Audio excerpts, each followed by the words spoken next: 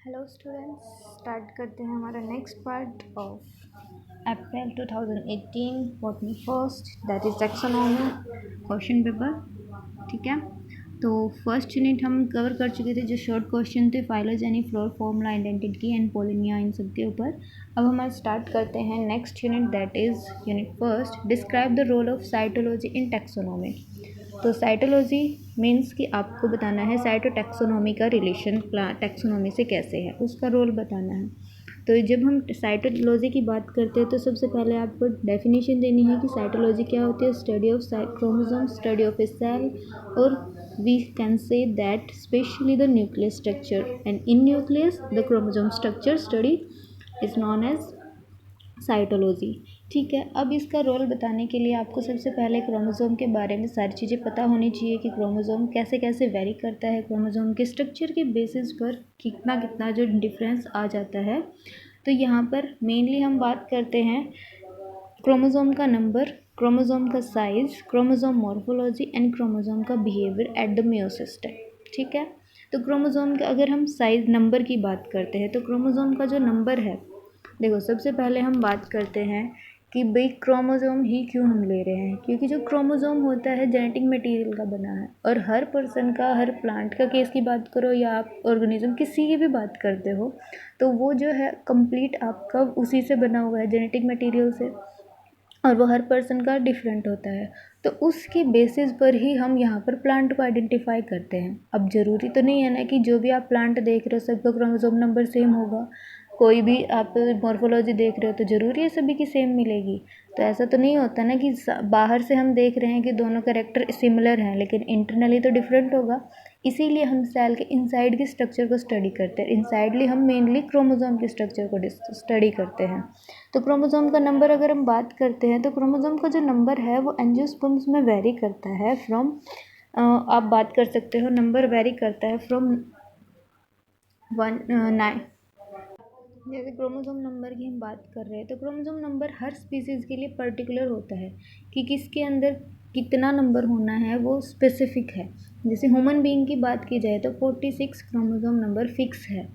ठीक है, ऐसे ही प्लांट के केस में भी होता है। जैसे पाइनस के अंदर हम बात करें तो क्रोमोसोम नंबर जो होता है यहाँ पर होता है 12। वहीं अगर हम एंजियोस्पर्म्स की बात करेंगे तो एंजियोस्पर्म्स के अंदर जो नंबर है वो वेरी करता है from n equals to 2 to 132। ठीक है, क्रोमोसोम नंबर 2 किस में मिलता है आपका, हैप्लोपेपस ग्रेसिलिस। ठीक है, हैप्लोपेपस ग्रेसिलिस जो कि क्रोमोसोम एंजियोस्पर्म्स में आता है और बिलोंग करता है आपकी एस्ट्रेसी फैमिली को, और सबसे कम जो नंबर मिले हैं हमें किस में मिलते हैं, हैप्लोपेपस। ठीक है, अब सबसे ज़्यादा हमने नोटिस किए 132, वो भी एंजियोस्पर्म्स का ही है। एंजियोस्पर्म्स के अंदर भी किस में, पोएसी फैमिली में, पोएसी फैमिली का पोया लिट्रोरा। ठीक है, लिट्रोया जो कि पोएसी फैमिली को बिलोंग करता है। तो ये नंबर जो है इसके बेसिस पर आप आइडेंटिफाई कर सकते हो कि किस फैमिली के अंदर आपका कौन सा क्या क्रोमोसोम नंबर रहेगा। तो इस पॉइंट में आप ये चीज़ें डाल सकते हो। ये एग्जाम्पल भी हो गया आपका और समझाने का भी हो गया। फिर नेक्स्ट आपका आ जाता है क्रोमोसोम का साइज़। अब क्रोमोसोम का साइज़ जो है किसी में छोटा होता है, किसी में बड़ा होता है या लार्ज साइज़ का होता है, किसी में स्मॉल साइज़ का होता है। तो जैसे अगर हम बात करते हैं हम एंजियोस्पर्म्स के अंदर, तो क्रोमोसोम का जो लेंथ होती है एंजियोस्पर्म्स के अंदर वेरी करती है हमारी 0.5 टू 30 मीटर। ठीक है, 0.5 टू 30 मीटर यहाँ पर क्रोमोसोम का जो लेंथ होती है वो वेरी करती है।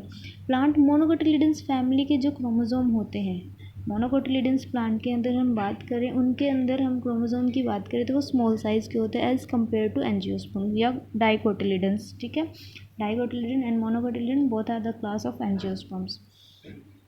ठीक है, तो इस बेसिस पर भी आप आइडेंटिफाई कर सकते हो, प्लांट को हेल्पफुल रहेगा।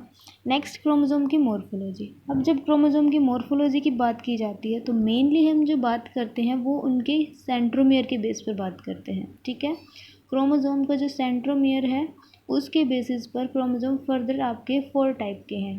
ठीक है, तो सबसे पहले आपका हो गया मेटासेंट्रिक, सब मेटासेंट्रिक, एक्रोसेंट्रिक और आपका ये टीलोसेंट्रिक। ठीक है, तो इन किन के अंदर ये वाला क्रोमोसोम नंबर प्रेजेंट होता है, ठीक है। फिर उसके बाद आप बोल सकते हैं सेकेंडरी कंस्ट्रक्शन किसके अंदर प्रेजेंट है, किसी के अंदर नहीं है, सिमेट्री कैसी है उनकी, सैटेलाइट प्रेजेंट है या नहीं है, ये सब जो है टैक्सोनॉमिक में हेल्प करते हैं, हमें टैक्सोनॉमिक स्टडी में हेल्प करते हैं कि इनके थ्रू ही हम प्लांट को आइडेंटिफाई कर सकते हैं। किसी फैमिली के अंदर आपका फैमिली थी कि 25 नंबर ऑफ क्रोमोसोम जो था एक फैमिली के अंदर प्रेजेंट था, दूसरे में प्रेजेंट नहीं था, और जब तक साइंटिस्ट ने इनकी सेल की स्टडी नहीं की थी उन दोनों को सेम ही फैमिली के अंदर रखा हुआ था, लेकिन जब उनके सेल की स्टडी की गई तो इन दोनों को अलग अलग फैमिलीज़ में रखा गया था, कैटेगराइज किया गया था। फिर आपका आ जाता है क्रोमोसोम का बिहेवियर के बेसिस पर। क्रोमोसोम का बिहेवियर जब मियोसिस हो रहा है तो उस टाइम पर कैसा है, पेयरिंग है, नॉन पेयरिंग में है, वो क्रॉसिंग ओवर है, ब्रिज फॉर्मेशन हुई है। तो जिन दो आप अब अपने सेल की स्टडी की, अब आपको मिला कि दो फैमिली हैं जिनके अंदर आपने देखा कि उनके जो ब्रिज फॉर्मेशन हो रखी है उन दोनों में, और उससे पहले उन दोनों को डिफरेंट फैमिली में रखा गया था, लेकिन जब उनकी सेल की स्टडी की गई, जेनेटिक मटेरियल का पता लगाया, उनके स्ट्रक्चर की बात की, तो फिर उनको हमने एक ही फैमिली के अंदर रखा। तो इस टाइप से आपका हो जाता है। फिर नेक्स्ट आपका आप ये आई होप आप लोग समझ जाएंगे, कर सकते हैं इसको।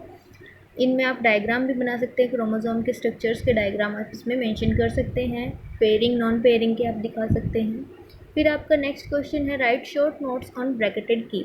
अब ब्रैकेटेड की अभी अभी हमने बात की थी, अभी अभी नहीं, हमने लास्ट वीडियो में बात की थी इंडेंटेड की थी, ठीक है।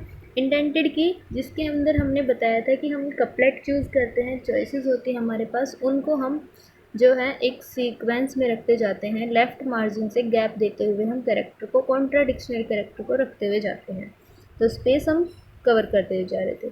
वहीं जब हम ब्रैकेटेड की बात करते हैं, सेम हमारे पास कपलेट प्रेजेंट हैं, कपलेट के अंदर आपके लीड प्रेजेंट होते हैं, जो भी हमने स्टेटमेंट्स चूज़ की हैं उनको हम लीड बोलते हैं, ठीक है। अब वो सभी को हमें कैसा करना है, एक साथ सीक्वेंस में अरेंज करना है।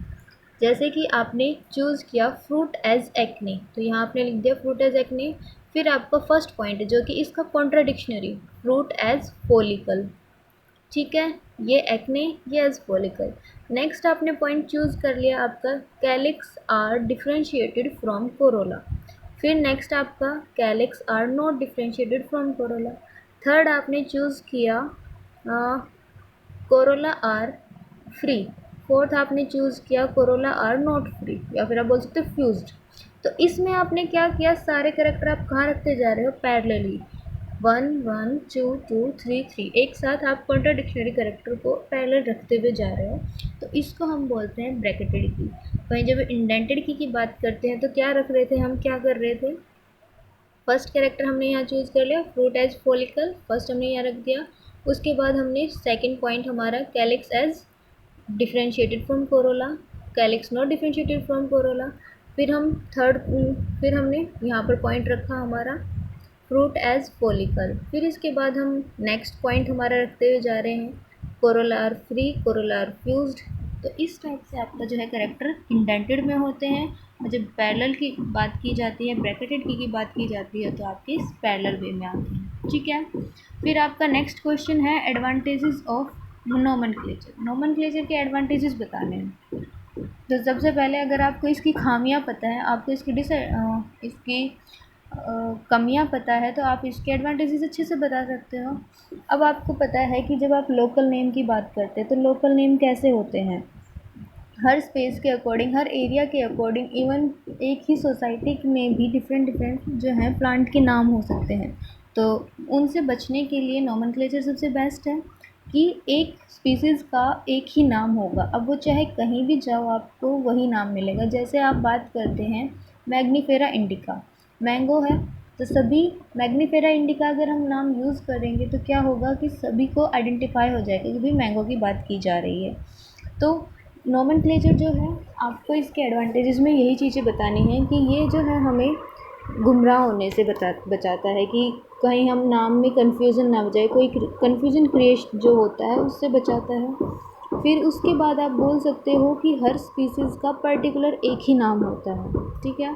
थर्ड पॉइंट आप लिख सकते हो कि जेनेरा टू जेनेरा जो भी चेंजेस आ रहे हैं उनको भी हम आइडेंटिफाई करके स्पीसीज़ को अलग कर सकते हैं।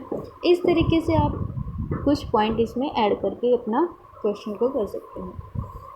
फिर आपका है discuss various rank of classification in systematic order. तो सिस्टमेटिक ऑर्डर के अंदर हम वेरियस रैंक बताने हैं क्लासिफिकेशन के रैंक की बात करते हैं तो आप लोग अच्छे से जानते हैं।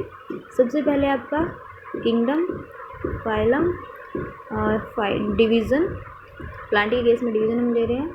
उसके बाद आपका आ जाता है class, family, order, genus and species.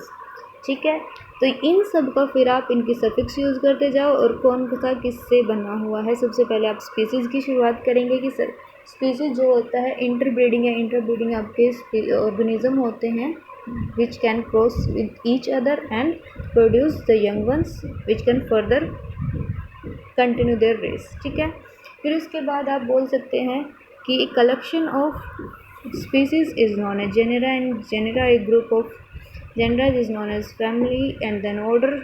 ये यहाँ पर थोड़ा इनकरेक्ट हो गया, पहले फैमिली देन ऑर्डर। ठीक है, ऑर्डर ऊपर आएगा, फैमिली नीचे आएगी, क्लास, ऑर्डर, फैमिली।